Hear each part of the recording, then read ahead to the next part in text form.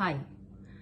I was pretty surprised to learn that the Surrey School District, British Columbia, has removed To Kill a Mockingbird from its list of recommended reading for students grade 10 or higher, citing potential risk of trauma or harm to some students. I remember reading this book several years ago and finding it very thought-provoking and humorous. In fact, it was one of the best books that I'd ever read. So I picked up the book one more time, thinking that there may be parts that I've forgotten or parts that I misunderstood or some language that may be offensive. I read the book one more time and fell in love with it again. The story is a narrative from the eyes of Jean Louise Finch, or Scout as she's commonly called, a girl who's 6 at the beginning of the story, her growing up years along with her brother Jem, their friend Dill, their childhood adventures, and how she's raised by their father, Atticus Finch, who is a widower. He practices the law, and how he raises them up with the help of their cook, Calpurnia, who is an African-American woman. So Scout, although she loves her dad, she's somewhat disappointed in the fact that her father is not as young or as interesting as the other dads.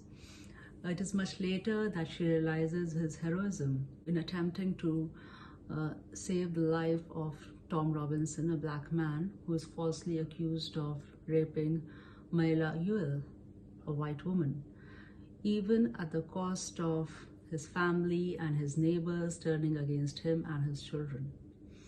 So it is a story of courage that emphasizes the need of standing up for what is right, even if it means standing alone. Later, when Mayla Ewell's father attacks Jem and Scout, they are saved by Boo Radley, a man who is their reclusive neighbor whom everybody demonizes because he's not social enough. So another thing to tell us that people who don't look like us, people who don't act like us, it doesn't mean that there's something wrong with them or they are bad. They are just different, and we should respect their choice of being different. There are so many takeaways from this book, and this book has received so much love and recognition. It sold more than 40 million copies. It won the Pulitzer Prize. It won Harper Lee the National Medal of Arts, which is the highest award for arts in the US from Barack Obama. And it also got her the Presidential Medal of Freedom from George W. Bush, which is the highest award a civilian can get in the US.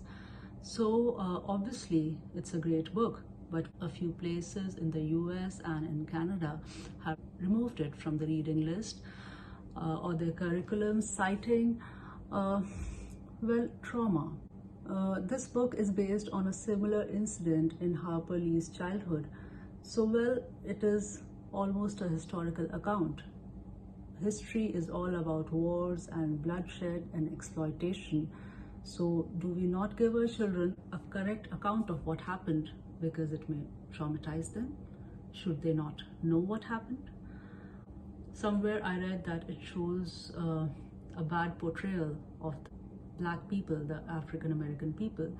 And wherever I read, the book showed them to be hardworking and God-fearing and clean. There was also the mention of the N-word, which may obviously cause offense, but then it clearly states that the teacher may not read that word out aloud. Like any sensitive topic, be it SOGI curriculum, Israel-Palestine war, a lot depends on the sensitivity of the teacher in dealing with the subject. Definitely, the educators have to be sensitized. Well, whether the book is recommended by the school board or not, personally, I would recommend it to all the people I know, because I think if you read this book, you will definitely come out a little wiser. And like the Independent said, no one ever forgets this book.